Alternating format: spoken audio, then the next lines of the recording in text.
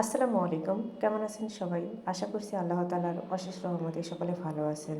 আপনাদের দোয়া এবং ভালোবাসায় আমরাও ভালো আছি। এই তো সকালবেলা কাপড়গুলো ধুয়ে শুকা দিয়ে দিচ্ছি।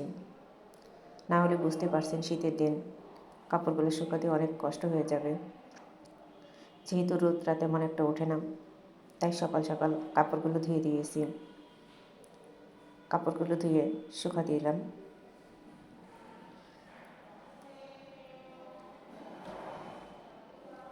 সকালবেলা কাপড়গুলো ধুয়ে দিতে পারলে মনে হয় দিনের অর্ধেকটা কাজই কমপ্লিট। তাই আমি প্রত্যেক দিন সকালবেলা উঠে আগে কাপড় আর বিছানাটা গুছিয়ে নিই। এই দুটো কাজ হলে আমার তেমন একটা কষ্ট লাগে না কাজ করতে, সহজ হয়ে যায় সমস্ত কাজ। তাই কাপড়গুলো ধুয়ে আমি বিছানাটা গুছিয়ে নিলাম। বিছানাটা গুছিয়ে এদিকে আমি চুলার পাড়ে চলে এসেছি। আরাফাত কয়েকদিন যাবত তেমন কিছু খাচ্ছে না, তাই আরাফাতের জন্য কিছুটা রান্না করব। চুলায় একটা হাঁড়ি বসিয়ে দিয়েছি, আর সেখানে আমি তেল দিয়ে কিছুটা পেঁয়াজ কুচি দিয়ে দিয়েছি। যেহেতু আরাফাতের জন্য রান্না করব, তাই মশলাটা কিছু কম দেব, তাই সামান্য পরিমাণে তেল দিয়েছি, পেঁয়াজ কুচি আর রসুন বাটা দিয়েছি। এই তো গুঁড়া মশলাটাও দিয়ে দিয়েছি, দিয়ে সুন্দর করে কষিয়ে নিলাম। কষিয়ে নিয়ে আগে থেকে ধুয়ে রাখা মাংস আর আলুটা দিয়ে দিলাম চুলায়। মশলাগুলোর সাথে সুন্দর করে মাংস আর আলুটা মিশিয়ে নেব, তারপর ঢেকে দিব কিছুক্ষণ কষানোর জন্য।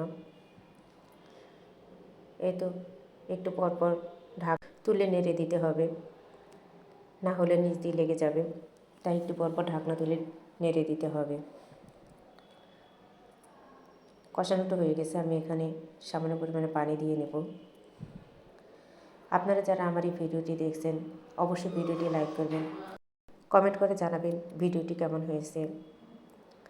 আপনারা যদি আমার পেজে নতুন হয়ে থাকেন পেজটি ফলো দিবেন, ইউটিউব চ্যানেল থেকে দেখে থাকলে চ্যানেলটি সাবস্ক্রাইব করবেন। আপনাদের সাহায্যই আমি কামনা করছি। শাকটাও ভেজে নিলাম, আর করবো আলুর ঘাটি। আজকে রান্না করবো আলুর ঘাটি, তা আলুটা সিদ্ধ করে ম্যাশ করে নিলাম, আর এদিকে মাছটাও ভেজে নিচ্ছি। আজকে অল্প মাছে ভেজে নিয়েছি। আলুর ঘাটির জন্য আমি তেল দিয়ে পেঁয়াজ কুচিটা দিয়ে দিয়েছি, ভাজা হয়ে আসলে দিয়ে দিলাম রসুন বাটা। তারপর পানিতে মশলা ভিজিয়ে রেখেছিলাম, সেই মশলাটা দিয়ে দিলাম। কষানো শেষ হলে দিয়ে দিচ্ছি ম্যাশ করে রাখা আলু।